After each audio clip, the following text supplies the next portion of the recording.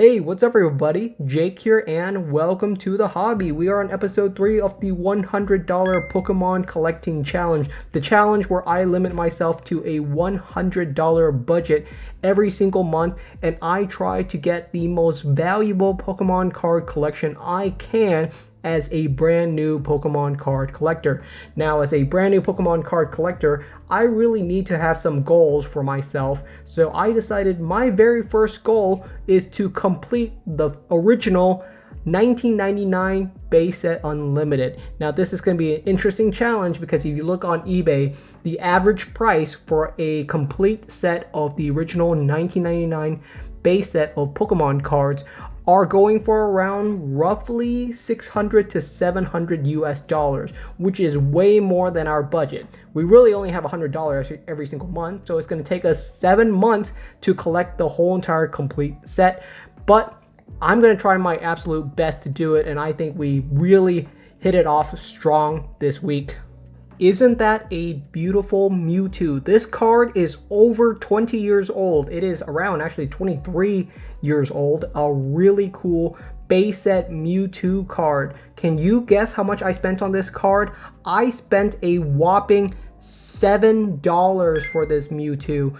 And it's definitely not in mint condition. It's actually got quite a bit of patina on it. If I were to look at the card, I can definitely see that there's a couple of scratch marks on it.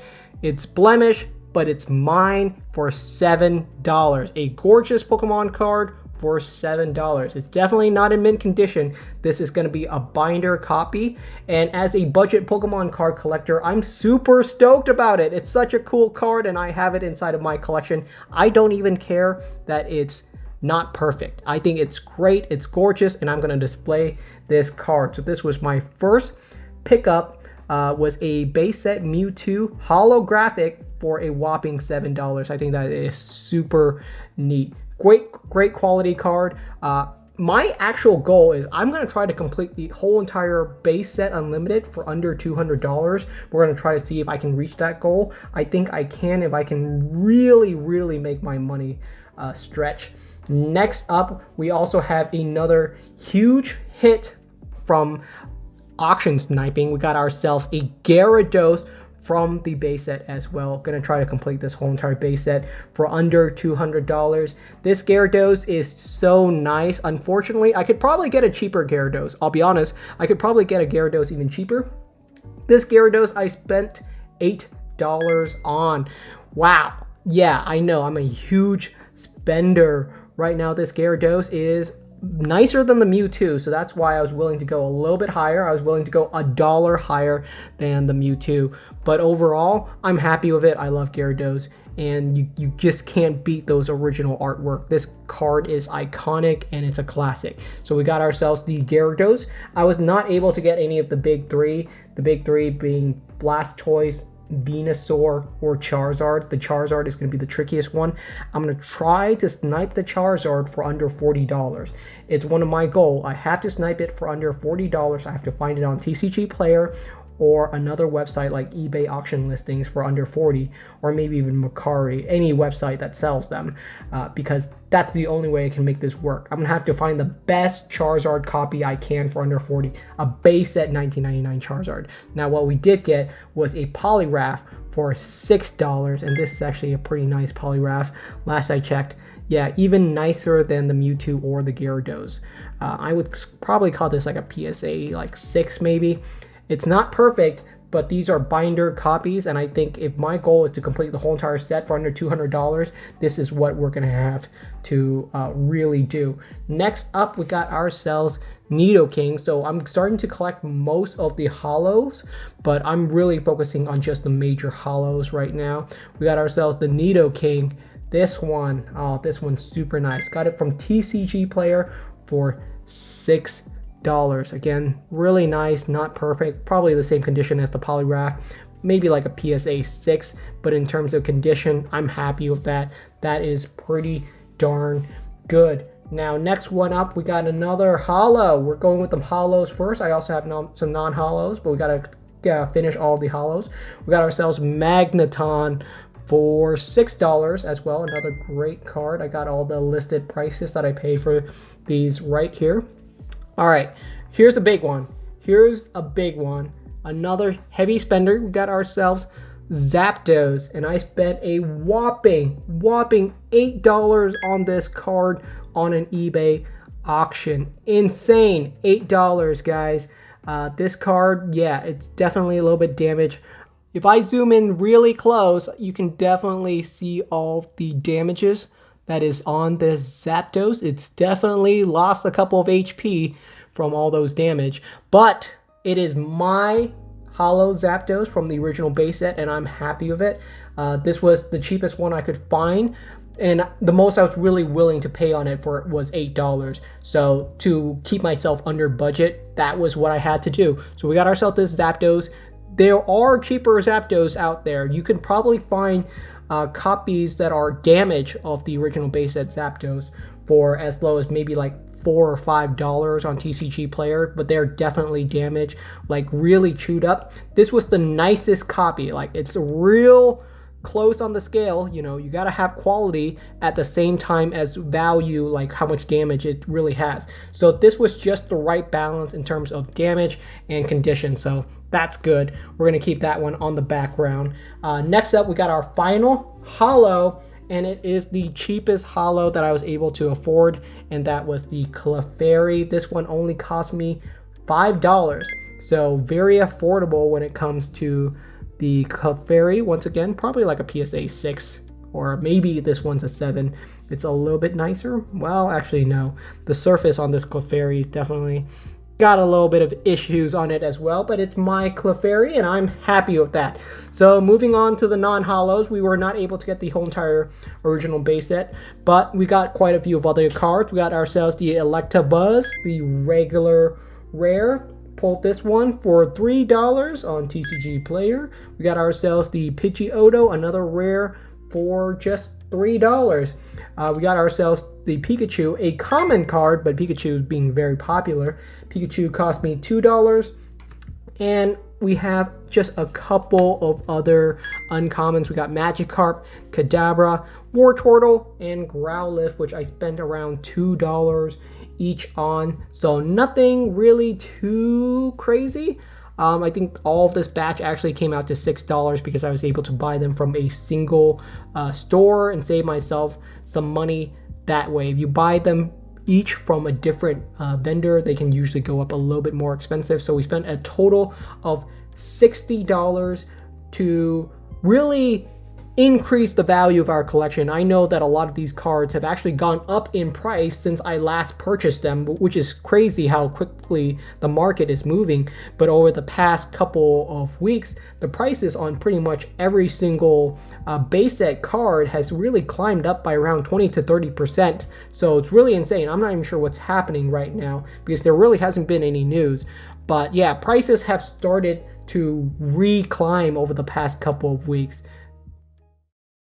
All right, so I have $40 left, and once again, I'm blown away by what I can purchase for such little money, and this is insane to me, but I have to share it with you guys. I was able to pick up for $40 a Build and Battle Stadium box for $40. I still have the original receipt. It's insane that this thing was going for $40. In fact, if you go on TCG Player right now, you can find copies of this going for as low as around like $44 to $45, which is still really cheap, but $40 is just insanely cheap for this product. So why is it so good? Because a Build and Battle Stadium box has 12 booster packs. That's so many booster packs compared to what an Elite Trainer box gives you. You know, for $40, you can pick yourself up an Elite Trainer box, and there's only 8 booster packs inside. Inside of the Build and Battle Stadium, you get yourself 12 booster packs, 2 unique foil promo cards, you get damage dice, you get a bunch of energy cards, pretty much the same thing that you can get inside of an Elite Trainer box for a significantly cheaper price. So even right now, I got a great deal on this product, but even if you didn't get this for $40, $45 is still a really good deal. This is just a great product, especially if you're someone that's just into the TCG. So let's crack this baby open. I'm so excited. The box even looks better than the Elite Trainer box. I just love the design. I think it looks really, really cool. And this box works great for holding your Pokemon cards as well. It's pretty much an Elite Trainer box, but like I said, you get significantly more value. The one that was going for 40 was the Fusion Strike one specifically, because as I understand it, the Fusion Strike Battle Stadium was just not very popular, but that's completely okay. You get yourself a complete block of energy. This is huge, and what it really comes inside is 2 of the build and battle boxes. These normally go for $20. You could probably find these online for like say $16. So let's say you purchase each of these for $16, right? That's $32 in just these 2 boxes. Absolute cheapest you could probably find them is for $16. You still get 4 additional booster packs, right? That's insane. 4 booster packs, that's like $2 of booster packs if you do out the math. That's insane. That's so much value. And I know Fusion Strike is not the best set, but it's still a quality set, and you can pull some really cool stuff from Fusion Strike. So let's see if we can get anything interesting at all. I think if you are a new collector, this is definitely the approach to do it, is to do a little bit of vintage and do a little bit of modern, while I'm still collecting quite a few vintage cards for as cheaply as I can possibly do it, because I know for sure I could do the complete base set unlimited for under $300, easily under $300. But to make it a real value challenge, I'm going to try to do it under $200. That's going to be some insane value. And what that pretty much means is that once I complete the whole entire base set unlimited, it's valued at right around $600. If I put it on eBay auction, I'm very, very confident that people will bid up to $500 for the complete set, because people just, I don't know what, they just don't spend the time to find all the missing pieces, you know. And since you're willing to do that, that's where the value is being added, is that you were able to complete the set for someone. And that's what they're paying for. They're paying a couple $100 for you to complete the set for them, whereas you were willing to take the time to really go out and look for all the additional pieces. We got ourselves the Rillaboom V. All right, that's our first hit. And we still got a lot of booster packs to go through for just $40. I'm super happy with this purchase. It's insane to me that this is going for $40, because that's the same price as an Elite Trainer box, and you get so much more. It's like an Elite Trainer box plus. It's like an Elite Trainer box on steroids. There's just no other way to really put it. It's a great product for a really affordable price, especially if you actually play the card game. Like, this is perfect. There's everything inside of the TCG Stadium box for you and one other player to actually experience the trading card game and just enjoy yourself. You get the dice, you get the energy cards. It's way better than an Elite Trainer box. In fact, I'm pretty confident this is what I would want out of my Elite Trainer box experience. Because with an Elite Trainer box, as much as they like to call it that, I used to really made a lot of jabs at the Elite Trainer box because of how little value you get inside there. The Elite Trainer box was pretty much designed for TCG player, but no TCG players ever bought an Elite Trainer box because they didn't need any of this stuff inside. I mean, like, if you're someone that plays the trading card game, you're not going to open up an Elite Trainer box of 8 booster packs and not get anything you want, you know? You're going to go onto the singles market and just pick up the necessary cards for your decks that way. No one opened up Elite Trainer boxes to play the trading card game. I wouldn't say no one, but the product really missed its mark. And nowadays, the Elite Trainer box has really sort of become like a collector's product, you know what I mean? A lot of collectors focus on it rather than the TCG player. And I feel like these TCG Stadium products are a little bit better. Let's see which promo card we get. We get ourselves, one of my personal favorite, the Muku. So many viewers would come to me and message and say like, hey man, like, I just think it's way too late for me to get into Pokemon right now. Vintage Pokemon cards are so expensive and modern products are so expensive. There's just nothing for me to really collect. And I wanted to really shout out that that's not true at all. When people say vintage Pokemon cards are expensive, they're usually talking about a very specific card, you know, like they saw how much the first edition base set Charizard sold for on auction or something of that nature. But the fact of the matter is, vintage Pokemon cards is still very affordable, depending on what you're looking for. If you're not looking for first edition base set Charizard, then there's still a lot of affordability there. I mean, the whole entire base set unlimited, a lot of the holo cards you can find for under just a couple of dollars. Just a couple of dollars. So yeah, definitely still very affordable. We do 3 to the front. Let's toss that energy. Let's see if we can pull ourselves an alternate art card. I have never seen Gengar inside of Fusion Strike. It's ridiculous. I've opened so many booster boxes of this set and I can't find a single Gengar. So maybe we'll finally find one today. I would be really happy with a Mew V, a Mew V Max, any of the alternate art or full art trainer. I don't think we have a full art trainer card inside of our collection yet.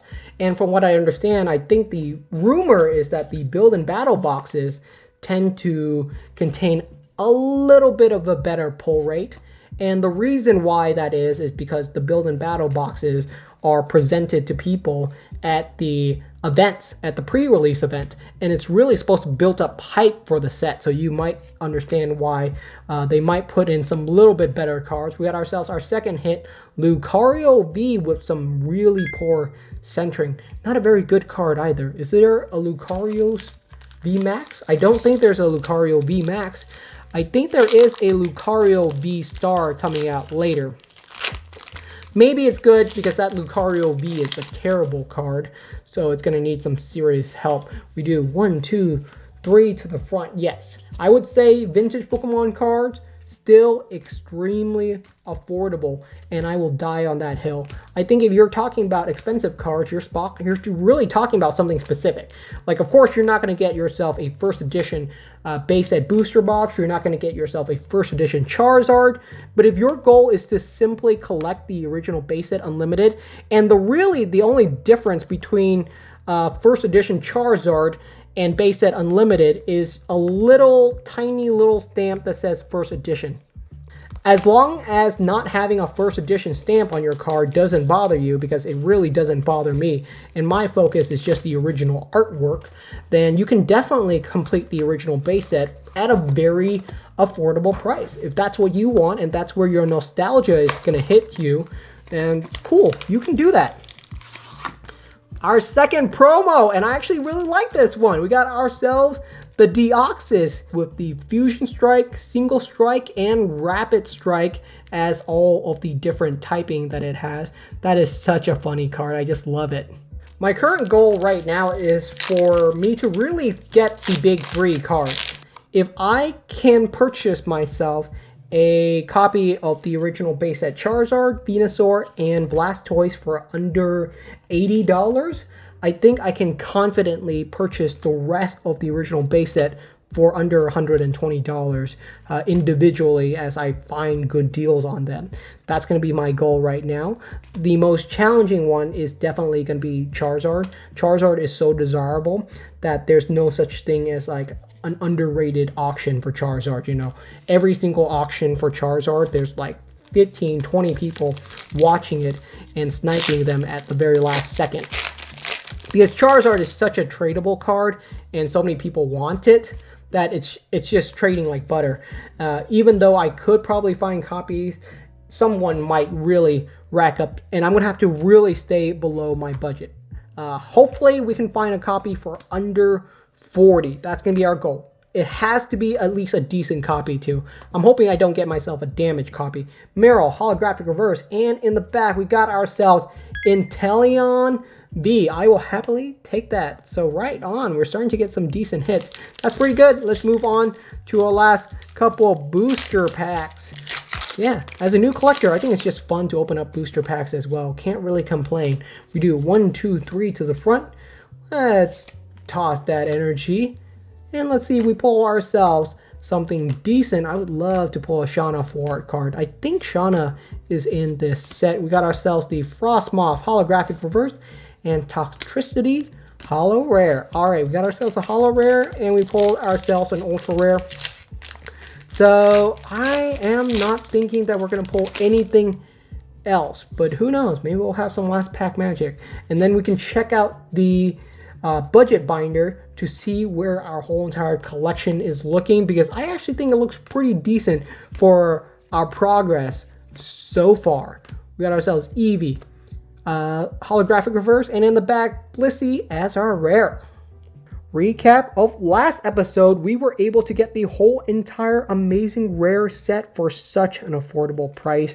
And for this episode, I started collecting most of the original base set, trying to really snipe a lot of cards for really affordable prices.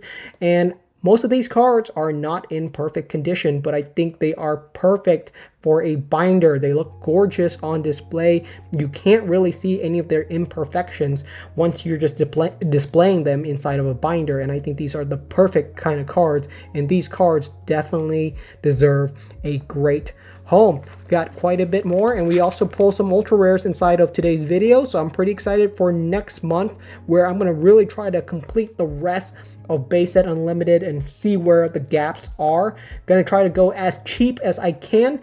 Thank you so much for watching. I hope you guys get some amazing deals as well, and I will see you all next time.